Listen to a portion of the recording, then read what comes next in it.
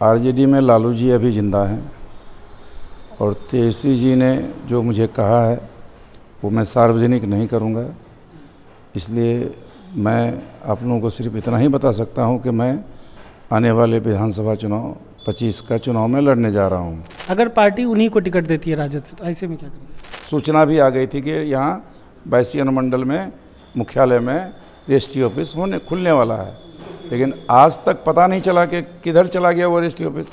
अभी एक महानंदा बेसिन की योजना बहुत दिनों से चर्चा में है, जिसको हमने विरोध किया है। अभी उसका प्राकलन जब हम लोगों ने देखा तो हम लोग कहे कि भाई ऐसा अगर होता है तो ये बैसी उजड़ जाएगा। कि बांध की जगह में जो आप नदी कटाव से 1.5 किलोमीटर 1 किलोमीटर दूर में आप बांध बना रहे हैं, अंदर में जो गांव आ रहा है उसके लिए आपने कोई प्रोविज़न नहीं किया है। उस गांव को आप कहाँ बसाइएगा? ज़मीन है भी नहीं यहाँ। कि इलाके में नई पार्टियां अब आ गई हैं, बिहार में नई पार्टियां आ गई है, AIMIM, जनसुराज। इन पार्टियों ने क्या आपको संपर्क किया है कभी?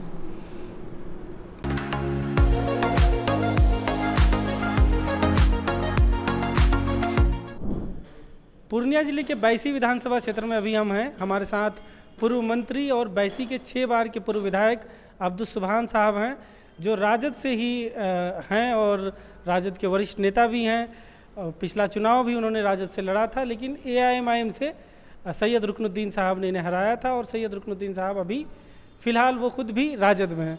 तो ऐसे में इस बार अब्दुल सुभान साहब क्या करेंगे, आइए सीधे इन्हीं से जानते हैं। सर, क्योंकि यहाँ अब बैसी में राजद के विधायक हैं सैयद रुकनुद्दीन साहब, आप भी राजद के वरिष्ठ नेता हैं, राजद से जुड़े हैं, राजद से यहाँ विधायक भी रहे लंबे समय तक, तो ऐसे में इस बार आप चुनाव में क्या करेंगे? सबसे पहले तो मैं आपका खैर मकदम करता हूँ। मैं मीडिया ख़ास तौर पर सीमांचल में काफ़ी सबसे एक नंबर है। मैं 40 साल से राजनीति में हूँ, 10 बार चुनाव लड़ चुका हूँ। ये 11वां है 25 का चुनाव।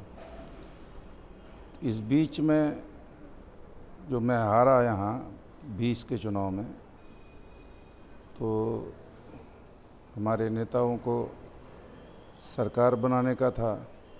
उसी समय MIM के जीते हुए 4 विधायक को ये आरजेडी में शामिल कराए और सरकार बनी भी। 17 महीना के बाद फिर सरकार ख़त्म हो गई। तो अभी जो आपका सवाल है कि मैं क्या करूँगा, तो फ़िलहाल आप एक लाइन में हमारी बात यह है कि मैं हर हालत में चुनाव लड़ूंगा।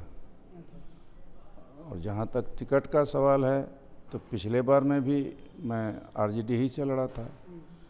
तो ओरिजिनल टिकट तो पब्लिक के पास होता है, पब्लिक ही विधानसभा भेजता है, लोकसभा भेजता है, या किसी भी पद पर प्रतिनिधि चुनता है। तो मेन तो हमारा अवाम ही है, वोटर ही है, मतदाता ही है। लेकिन जहाँ तक सवाल है आरजेडी का, तो आरजेडी में लालू जी अभी ज़िंदा हैं और तेजस्वी जी ने जो मुझे कहा है वो मैं सार्वजनिक नहीं करूँगा। इसलिए मैं आप लोगों को सिर्फ इतना ही बता सकता हूँ कि मैं आने वाले विधानसभा चुनाव 25 का चुनाव में लड़ने जा रहा हूँ। पूरी तैयारी हमारी है। अभी आपने फैसला नहीं लिया है ऐसा कि अगर पार्टी उन्हीं को टिकट देती है राजद से, तो ऐसे में क्या करेंगे?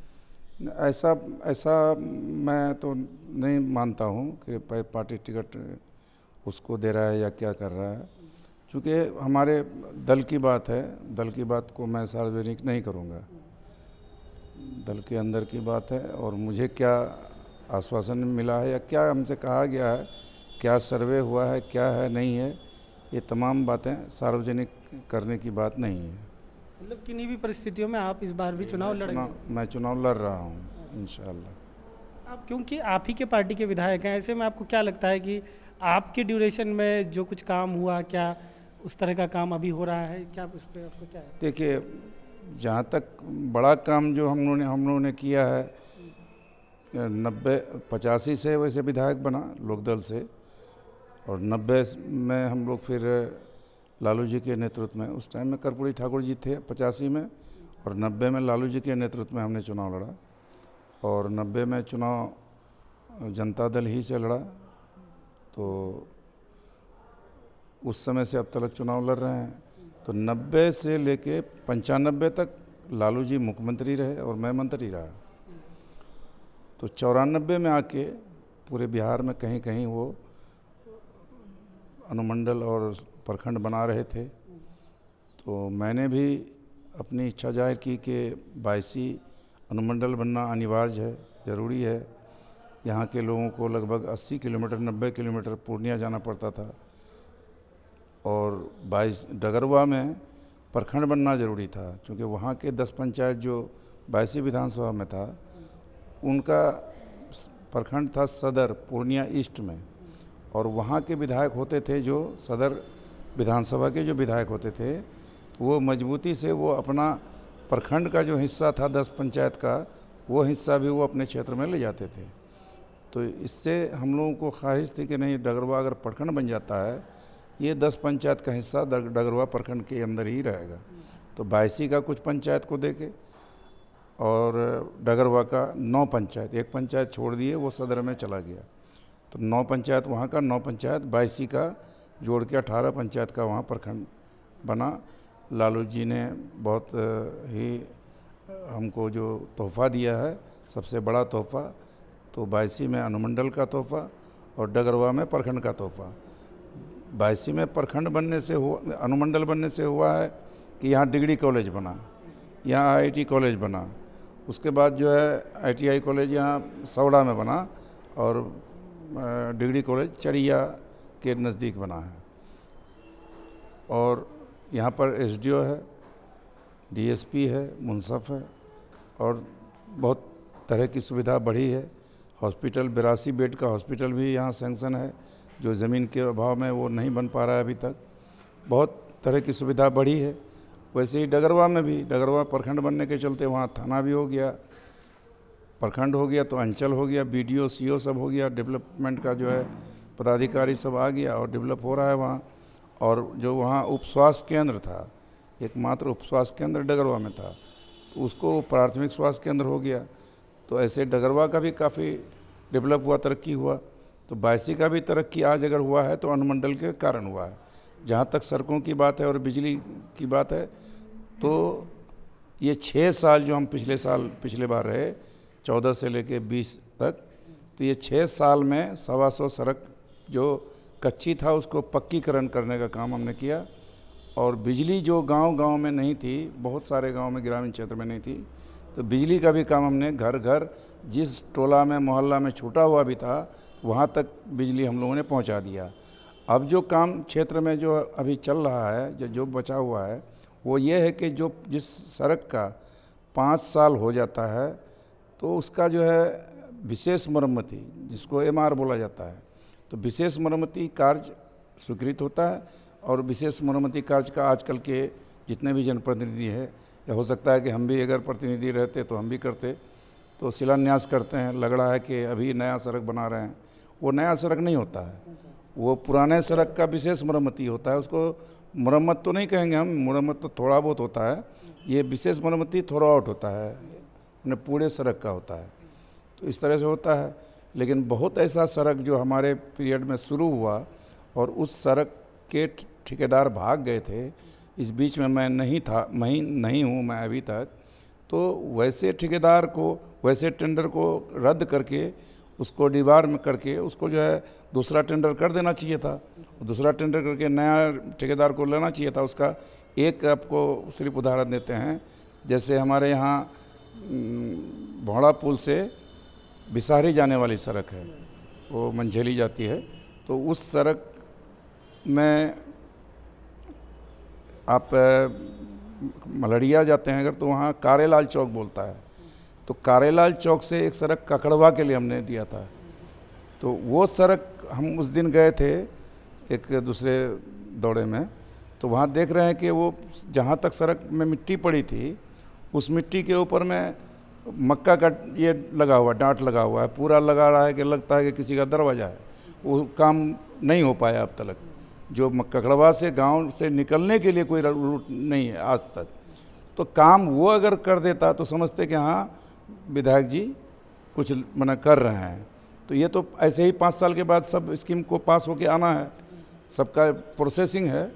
और जो एक कमी ये भी हो रहा है क्षेत्र में कि जितना भी सड़क है हमारे यहाँ, चूँकि फ्लड इफेक्टेड भी है और बारिश का पानी भी हमारे यहाँ ज़्यादा नुकसान करता है बलुआही मिट्टी के कारण, और गाड़ी घोड़ा भी अभी हमको लगता है कि 50 गुना ज़्यादा बढ़ गया है। या मैंने हम लोग के सड़कों में, जहाँ इसी सड़क में NH-31 में जहाँ घंटे में कभी कोई गाड़ी आती थी आज से 50 साल पहले, अभी सेकंड में जो है 10 गाड़ी निकल जाती है। तो गाड़ी घोड़ा बढ़ा है, तो अब उस सड़क में गड्ढा गुड्ढी हो जाता है, तो हर साल मेंटेनेंस के लिए 17% पैसा उसमें उपलब्ध है। लेकिन आज तक एक भी सड़क की मरम्मती कहीं पूरे विधानसभा में, हमको तो लगता है कि पूरे बिहार में नहीं हो रहा होगा, पूरे बिहार में कहीं नहीं हो रहा है। तो ये लूट है कि वो आखिर अगर पैसा उसमें उपलब्ध है, इसका मतलब है कि हर साल बिल बनता होगा और बिल बना के वो पैसा का निकासी करता होगा। आपके हिसाब से जो अभी राजद के विधायक है वो ज़्यादा कुछ काम कर नहीं पा रहे हैं? नहीं, नया काम क्या करेंगे? नया काम तो हमने छोड़ा ही नहीं है। अच्छा, नया काम तो कुछ हमने छोड़ा ही नहीं है। सड़क हमने छोड़ा ही नहीं है, सारा सड़क हमने बना ही दिया था। कुछ पहले भी हमने बनाया था, कुछ हमारे पूर्व विधायक जो सैयद अरकुद्दीन साहब थे उस समय भी कुछ बना है, कुछ जो है संतोष कुशवाहा के टाइम में बना है, कुछ सैयद रुकनुद्दीन साहब के भी टाइम में तो इस बार अब बना जनता है। के बीच क्या लेके जाएंगे? मतलब आप जब मैदान में आएंगे तो क्या वादा करेंगे? क्या आपका सलाह है? देखिए, समस्या तो कभी समाप्त होता नहीं है, मेनली बात है, कभी ख़त्म होता नहीं है। ये काम जब हो गया तो फिर अगला कोई काम आगे सामने रहता है, जिसके बनने से, जिसके होने से लोगों का विकास होता है। तो एक काम और अभी जो हम लोग देख रहे हैं कि ये हो जाना चाहिए था, पता नहीं किस कारण से नहीं हो पाया। जैसे नियमतः अनुमंडल मुख्यालय में निबंधन कार्यालय होता है, रजिस्ट्री ऑफिस, और 1 साल पहले ही हमने उन्हें देखा कि नोटिफिकेशन हो गया है, शायद सूचना भी आ गई थी कि यहाँ 82 अनुमंडल में मुख्यालय में रजिस्ट्री ऑफिस खुलने वाला है। लेकिन आज तक पता नहीं चला कि किधर चला गया वो रजिस्ट्री ऑफिस। आज तक कोई समझ में नहीं आ रहा कि वो कहाँ चला गया। जो सुविधाजनक चीज़ है, वो जो यहाँ के लोगों को आसान होता, बायसी के डगरवा के लोगों को आसान होता। डगरवा के लोगों को पूर्णिया जाना पड़ता है, यहाँ के लोगों को अमोर जाना पड़ता है। तो ये यहाँ अगर बायसी हो जाता तो यहाँ के लोगों को, मतलब बायसी 2 प्रखंड कम से कम, ये दोनों प्रखंड के लोगों को बायसी में रजिस्ट्री ऑफिस मिल जाता तो आसान होता। जहाँ तक सवाल है कि हम आगे आने वाले समय में क्या कह सकते हैं, तो हमने कभी जितना भी चुनाव लड़ा है, मैंने 10 चुनाव लड़ा है, मैंने घोषणा किसी चीज़ का नहीं किया है। जो आजकल के दौर में घोषणा होता है, पार्टी का भी घोषणा होता है या किसी नेता का भी घोषणा होता है कि मैं ये कर दूंगा, वो कर दूंगा।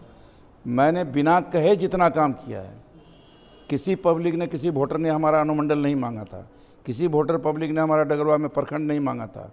बिना मांगे, बिना आंदोलन किए जब ये सब हम कर सकते हैं, और ये सब जितना भी सड़कें बनी है वो सब हम कर सकते हैं, तो आने वाले समय में हमारा जो लक्ष्य है मेन, कि गांव जैसा कटते जा रहा है। 4 नदी हमारे यहाँ है, 3 नदी बिल्कुल बड़ी बड़ी नदी है और 7 किलोमीटर के रेडियस में है। महानंदा है पूरब, बीच में कनकई है, और उसके पश्चिम में पड़वान नदी है।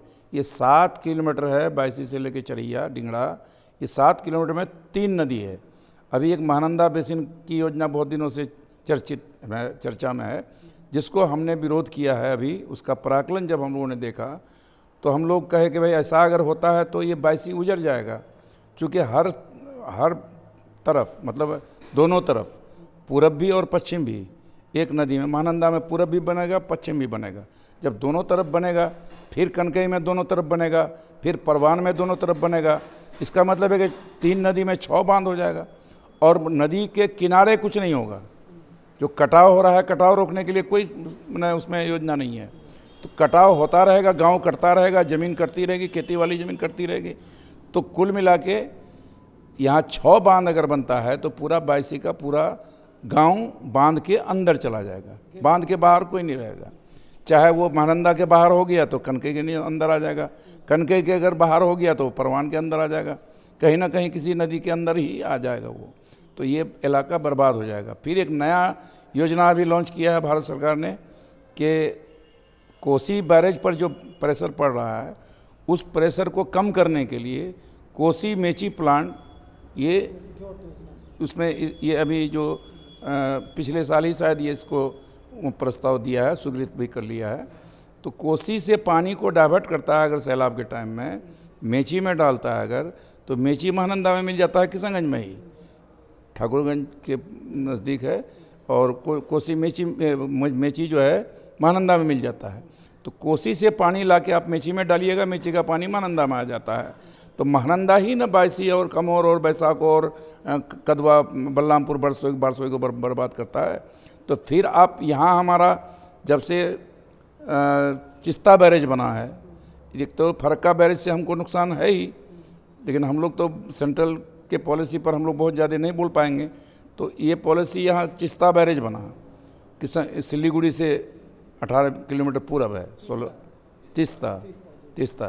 तो उस पर जो बैरेज बना है तो वहाँ पर भी पानी तो लिमिट पानी छोड़ा जाता होगा, सैलाब के टाइम में भी पानी को लिमिट कर दिया गया होगा, ओपन तो नहीं है। जो जितना पानी आया पहाड़ से वो सब ताल चला गया। अब जब लिमिट पानी है तो उस पानी को डाइवर्ट करता है महानंदा में, सिलीगुड़ी के पास महानंदा है। हमारे यहाँ जो महानंदा है वो सिलीगुड़ी की तरफ से आती है, सिलीगुड़ी टाउन के बगल में ही महानंदा है। तो महानंदा में वो चिस्ता का ओवर पानी वो महानंदा में आ जाता है। तो 17 में जो 16 में उसका उद्घाटन हुआ है चिस्ता ब्रिज का, और 17 में यहाँ सबसे बड़ा सैलाब यहाँ इस इलाके में हुआ। और इधर से कभी बेसी कभी कम ऐसा सैलाब हो रहा है। और फिर अगर मेची का भी पानी आप लाके यहाँ, इसका कोसी का भी पानी लाके मेची में डाल रहे हैं तो ये इलाके को भाग जाना होगा, यहाँ नहीं रह सकता है। तो ये लड़ाई हम लोग लड़ रहे हैं कि एक तो आप जो महानंदा बेसिन का जो प्राकलन है उसको बदल दीजिए, उसमें बदलाव लाइए, उसको कैंसिल मत कीजिए, क्योंकि भारत सरकार का पैसा है और भारत सरकार के पास अथाह पैसा है तो अथाह यहाँ खर्च कर सकती है। हमारे यहाँ हमको कटाव से मुक्त कर सकती है भारत सरकार, हमको बाढ़ से निजात दिला सकती है। तो कटाव को हटाना है तो बोल्डर पिचिंग करना है या आरसीसी दीवार देना है, और जो बेड, नदी का बेड जो धीरे धीरे ऊपर आ गया है, मतलब ज़मीन से खेत से बराबर हो गया है, बीच का पोर्शन, बीच का गहराई जो है ख़त्म हो गया है, तो उसको गड्ढा करे। जितना 50 साल पहले जितना गढ़ा था, अगर 15-20 मीटर अगर गड्ढा कर दें उसको, तो सैलाब का पानी ऊपर आएगा ही नहीं। ये हमारी मांग है। तो हमने आंदोलन किया, 2 बार हमने यहाँ आंदोलन किया, एक बायसी में किया, एक चरिया में किया। तमाम उसमें नेता लोगों को उसमें आमंत्रित किए थे, नेता लोग भी आए थे, और सबकी सहमति से हम लोगों ने फिर एक पत्राचार किया माननीय मुख्यमंत्री को और मंत्री को, जल संसाधन मंत्री को। तो ये हम लोग कर रहे हैं, और अभी फ़िलहाल ये स्थगित है। अभी आने वाले वक्त में फिर क्या होता है वो देखते हैं। हमारी लड़ाई है कि बांध की जगह में जो आप नदी कटाव से 1.5 किलोमीटर 1 किलोमीटर दूर में आप बांध बना रहे हैं, अंदर में जो गांव आ रहा है उसके लिए आपने कोई प्रोविज़न नहीं किया है। उस गांव को आप कहाँ बसाइएगा, ज़मीन में है भी नहीं, यहाँ बसाने का कोई है ही नहीं, तो वो गांव तो डूब जाएगा ना, वो तो बचेगा नहीं, तो पूरा इलाका हमारा डूब जाएगा। ये लड़ाई हमारी है। और नदी कटाव को अस्थाई कटाव रोकने के लिए, अभी जैसे बांस का पाइलिंग होता था, अभी कहीं कहीं महानंदा में वो बेम्बू साल बल्ला पाइलिंग कर रहा है, तो उस पर भी जो है मतलब सिर्फ जियो बैग डालेगा, तो वो टिकाऊ उतना नहीं होगा जितना मैंने बोल्डर पिचिंग हो जाए या आरसीसी दीवार हो जाए, या फिर मिनिमम कम से कम जियो बैग का गैबिन जो कैरेटिंग होता है, जो जाल में लगा के सरजमीन से लेके ऊपर तक आ जाता, जहाँ जहाँ हम लोगों ने बनाया था वहाँ पर टिकाऊ है। 15 साल, लगभग 10-15 साल हो गया है, वहाँ टिकाऊ, वहाँ कट नहीं रहा है। तो आखिरी सवाल ये है मेरा, क्योंकि इलाके में नई पार्टियां अब आ गई हैं, बिहार में नई पार्टियां आ गई है, AIMIM, जनसुराज, इन पार्टियों ने क्या आपको संपर्क किया है कभी?